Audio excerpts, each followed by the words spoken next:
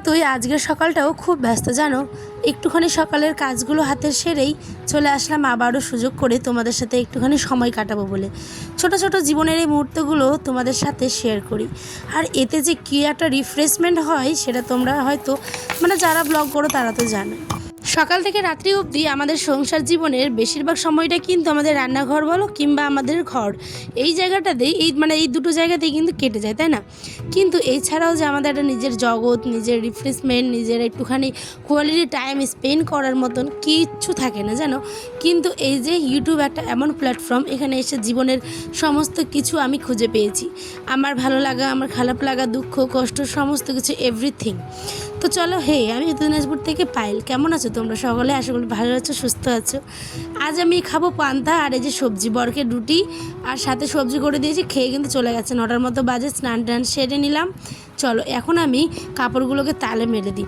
জানো আমাদের গ্রামে বিগত কয়েকদিন ধরে এত পরিমাণে বৃষ্টি হচ্ছিল যে মনে হচ্ছে একটুখানি রোদ উঠলে যেন প্রাণ ফিরে পাই। বৃষ্টি পড়লে যেমন এক প্রকার আনন্দ হয়, ঠিক তেমনটা একটুখানি অসুবিধাও হয়।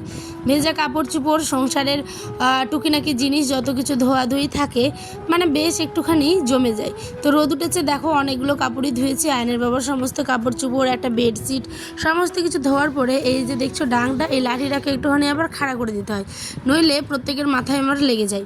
এখন একটুখানি নিজেকে সাজিয়ে তুলছি, ক্রিম লাগালাম আর সাথে হচ্ছে টিপ কিছু রিলস ভিডিও শ্যুট করব, লাইভে আসবো। তার আগে দেখো আমার একটা ছোট্ট মোট্ট দেওয়ার আছে, এর নাম হচ্ছে রোহিত। দেখো পাউডারের ডিব্বাটাতে সমস্ত পাউডারগুলো নাকি ফেলে দিয়েছে, ফেলে আর এখন জল ভরেছে।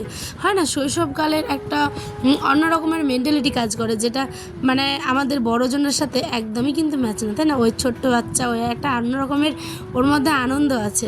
চলো ভালো করে স্নান টান তো করে নিয়েছি, এবার একটু চুলটাকেও ঝেড়ে নিলাম। জানো আমি জানতাম চুলটা ছাড়লে মাথাটা অনেক হালকা হয়, কিন্তু আমি দেখছি চুল যত আমি কাপড় দিয়ে ঝাড়ছি তত কিন্তু আমার হেয়ার ফল হচ্ছে। জানি না কেন এরকমটা হচ্ছে। তোমরা যদি জেনে থাকো একটুখানি কী করলে পরে হেয়ার ফলটা কম হবে, প্লিজ আমাকে কমেন্ট করো তো। এখন আমি আর আমার ছেলে খাবো পান্তা।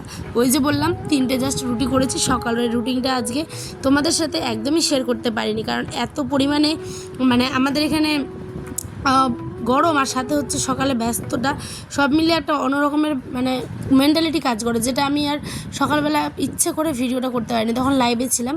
তারপরেই কিন্তু চলে আসলাম হচ্ছে আমার ছেলেকে খাওয়াতে। খুবই ভালো লাগে এই গরমের দিনের পান্তা ভাত, পেঁয়াজ, কাঁচা লঙ্কা। আগে যখন ছোটো ছিলাম তখন এগুলোতে আমি কই অত আমার মনে নাই যে আমি কতদিন আগে পান্তা খেয়েছি, আমার বিয়ের আগে আর কি। কিন্তু এখন বেশ রেগুলার খাই।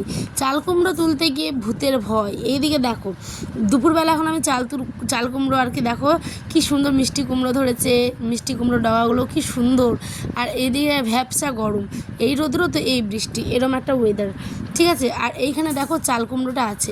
চাল কুমড়ো তুলতে গিয়ে আমার বড় মা আছে আর কি, সেই কিন্তু এত পরিমাণে ভূতের ভয় দেখাচ্ছিল, বলছে রাত্রেবেলা আসিস তোকে কামড়াবে, তোকে ধরবে, এরকম একটা ব্যাপার।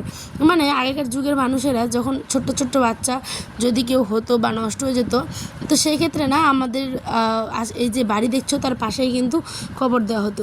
তাই বড়মা আমাকে দেখলেই সেটা খালি ভয় দেখায় যে আসিস আবার চাল কুমড়ো তুলতে, তোকে আবার কামড়াবে, এরকম আর কি। যাই হোক, এটা কতটা সত্যতা আছে আমি জানি না, কিন্তু মানুষের বলে ভর দুপুরে নাকি গাছ থেকে ফল তুলতে নেই। আর আমি দুপুরবেলাতেই কিন্তু রান্নাটা বসিয়েছি, বর আসবে বলে। এখন ভাত করব, চোটল আলুর ভাজা, কাঁকরোল, যেটা আর কি আমাদের গ্রামগঞ্জের দিকে এটাকে চোটল বলে, তোমাদের কোথায় কী বলে অবশ্যই কমেন্টে জানাবে।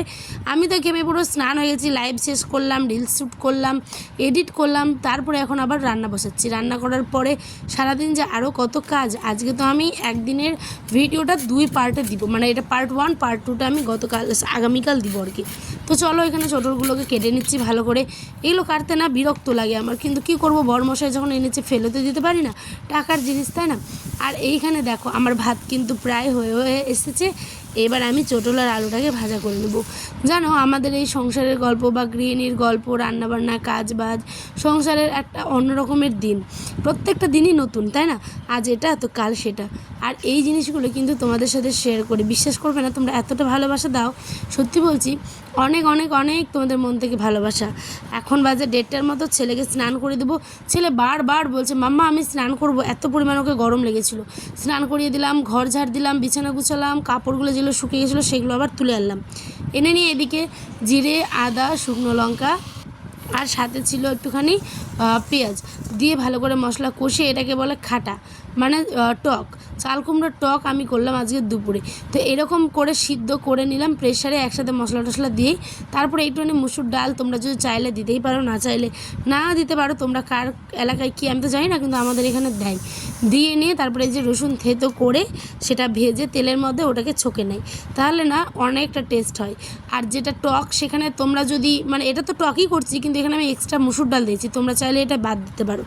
এখন বাজে দেখো 2:15 না 20, বর চলে এসেছে, স্নান করলো। আমি ছোট্ট বাবাকেও তো স্নান করিয়ে দিয়েছি আগেই আমার বেটাকে, আর এখন আমি স্নান করলাম করে যে লেবু আর হচ্ছে এখানটায় খাটা মানে টক, যেটা চাল কুমড়োর, আর সাথে হচ্ছে কাঁকরোল আলুর ভাজা। পার্ট 2টাতে দেখতে পাবে যে কিভাবে আমি জ্যান্ত ডিগির মাছ, ছোট্ট ছোট্ট জ্যান্ত পুঁটি মাছ, খোলসা মাছগুলো রান্না করি। তোমরা চাইলে চ্যানেলটা সাবস্ক্রাইব করে রেখো, আমাদের গল্প আবারও হবে আগে। তো কেমন লাগলো অবশ্যই কিন্তু জানাতে ভুলবে না। ভালো লাগলে চ্যানেলটা লাইক করবে, সাবস্ক্রাইব করবে প্লিজ বন্ধুরা, তোমাদের কাছে এটাই আমার আবদার। বর খেয়ে বলছে মোটামুটি হয়েছে, মোটামুটিতে হবে, হালকা তেল মশলা দিয়ে যেহেতু করেছি। তো চলো টাটা, হবে নেক্সট ভিডিওতে আবারও।